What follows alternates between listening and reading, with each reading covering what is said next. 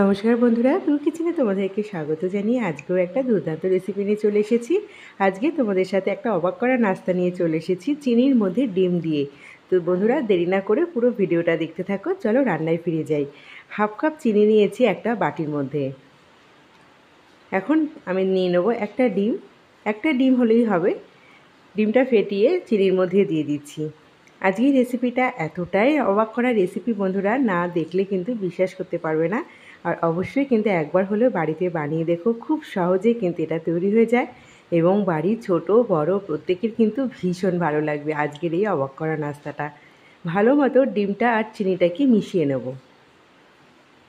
একটু সময় নিয়ে এটা মেশাতে হবে। চিনিটা আর ডিমটা আমার মিশে এসেছে। এখন আমি এর মধ্যে দিয়ে দেবো হাফ কাপ সুজি। যে কোনো একটা মেজারিং কাপ নিয়ে নেবে, তাহলে কিন্তু মাপ করতে খুব সুবিধে হবে। ভালো মতো সুজিটাকেও চিনি আর ডিমের সঙ্গে মিশিয়ে নেব। একটু সময় নিয়ে করতে হবে।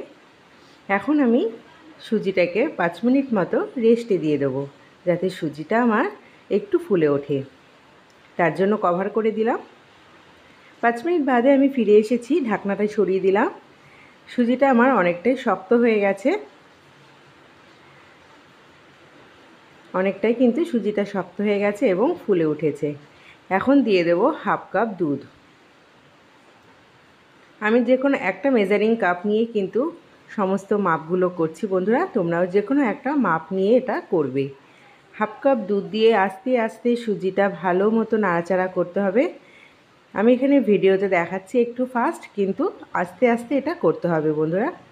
এখন এর মধ্যে আমি 1 কাপ ময়দা নিয়েছি।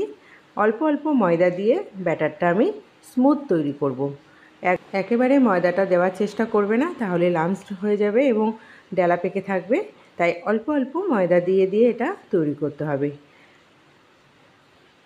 আজকের রেসিপিটা খুব ইউনিক অথেন্টিক একটা রেসিপি। যদি তোমাদের ভালো লেগে থাকে বন্ধুরা, অবশ্যই পুরো ভিডিওটা দেখার পর একটি লাইক করে দিও এবং কমেন্টস বক্সে সুন্দর একটি মতামত জানিও।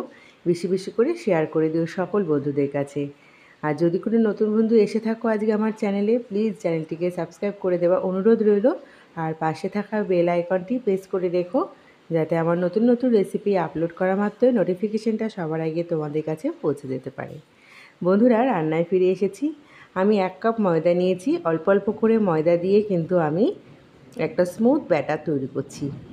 একবারে বেশি ময়দা দিয়ে দেবে না। পুরো ময়দা একবারে দিয়ে করতে গেলে কি হবে, লাম্পস হয়ে যাবে এবং ডালা পেকে যাবে, তখন কিন্তু সমস্যা হবে। অল্প অল্প ময়দা দিয়ে করলে দেখো কত সুন্দর একটা স্মুথ ব্যাটার তৈরি হচ্ছে। আমি যে হাফ কাপ দুধ দিয়েছিলাম, ওই কাপেরই হাফ কাপ জল নিয়েছি। চাইলে তোমরা দুধও ব্যবহার করতে পারো, যদি দুধ না থাকে জলও ব্যবহার করতে পারো, দুটো দিয়েই করা যাবে। হাফ কাপ দুধ আর হাফ কাপ জল নিয়ে কিন্তু আমি আজকের এই রেসিপিটা করেছি।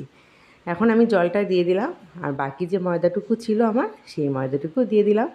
এখন খুব আস্তে আস্তে কিন্তু ব্যাটারটাকে যে কোনো একটা সাইড ধরে ঘোরাতে হবে। কতটা সুন্দর স্মুথ ব্যাটার তৈরি হয়েছে বন্ধুরা। এখন আমি রেস্ট দিয়ে দেবো 5 মিনিট মতো। 5 মিনিট বাদে আমি ফিরে এসেছি। দেখো বন্ধুরা, কতটা সুন্দর একটা স্মুথ ব্যাটার তৈরি হয়েছে। ঠিক এরকম হলেই চলবে, বেশি একটা পাতলাও হবে না, বেশি আবার ঘনও দরকার নেই। আশা করি দেখেই বুঝতে পারছো। এদিকে আমি কড়াইটা বসিয়ে দিয়ে তার মধ্যে তেল দিয়ে গরম করে নিয়েছি।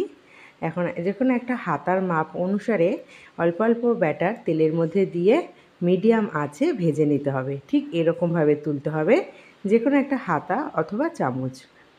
মিডিয়াম আঁচে কিন্তু এইভাবে ভেজে নিতে হবে। আর সমস্ত নাস্তাগুলো কিন্তু ফুলবে একদম ফুটবলের মতো। কতটা সুন্দর দেখতে লাগছে, কতটা লোভনীয় হয়েছে বন্ধুরা, না বানিয়ে দেখলে কিন্তু বুঝতেই পারবে না। আর এর টেস্ট কিন্তু অসাধারণ। প্রত্যেকটা নাস্তা আমি কিন্তু ঠিক একই রকমভাবেই তৈরি করে ফেলছি। আর প্রত্যেকটা নাস্তায় কিন্তু আমার ফুটবলের মতো ফুলেছে। কতটা লোভনীয় নাস্তা, সকাল সন্ধ্যায় কিন্তু এরকম বানিয়ে নিতে পারো। ভীষণই স্বাস্থ্যকর, ভীষণই উপকারী। মিডিয়াম আছে এগুলো হালকা ভেজে ভেজে তুলে নিতে হবে। আর যদি কড়াইতে জায়গা থাকে, একটা জায়গায় 2-3টে করেও দিয়ে দিতে পারো, ঠিক অনেকটা মালপোয়ার মতো। ভীষণই লোভনীয় খেতে। তোমরা কিন্তু অনেক দিন এটা সংরক্ষণ করে খেতে পারবে, সপ্তাহখানেকের ওপরে। এক ফোঁটাও নরম হবে না, নষ্টও হবে না। দেখো বন্ধুরা, প্রত্যেকটা নাস্তা আমি কিন্তু এইভাবেই বানিয়ে ফেলছি। আজকের রেসিপিটা খুবই ইউনিক একটা রেসিপি। তোমরা অবশ্যই কিন্তু বাড়িতে একবার ট্রাই করে দেখো বন্ধুরা, আর আমাকে কিন্তু কমেন্টস করতে ভুলবে না। মিডিয়াম আছে আমি কিন্তু সব নাস্তাগুলো এইরকমভাবে ভেজে নিচ্ছি। আমরা কিন্তু মালপোয়া যেমন করে ভাজি বন্ধুরা, ঠিক একই রকমভাবে এটা ভাজতে হবে। আমার যে সকল বন্ধুরা ফেসবুক আর ইনস্টাগ্রাম থেকে আমার রেসিপি দেখছো, রেসিপি ভালো লেগে থাকলে অবশ্যই লাইক, কমেন্ট, শেয়ার করো এবং আমার পেজটিকে ফলো করে দিও। প্রত্যেকটা নাস্তা ভাজতে আমার সময় লেগেছে 10 থেকে 15 মিনিট। মিডিয়াম আছে এটা ভাজতে হবে, খুব একটা তাড়াহুড়ো করলে কিন্তু নাস্তাগুলো পুড়ে যেতে পারে। তো চলো বন্ধুরা, সব নাস্তাগুলো আমি পটপট করে ভেজে ফেলি।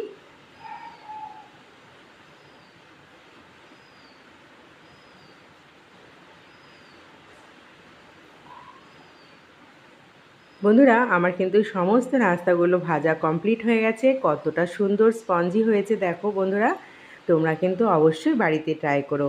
এমন একটা নাস্তা ভেঙে আমি তোমাদের দেখাচ্ছি ভেতরটাও কতটা সুন্দর হয়েছে, স্পঞ্জি, এবং কতটা সুন্দর দেখতে লাগছে বন্ধুরা। তোমরা নিজেরাই কমেন্টসে জানিও আমাকে।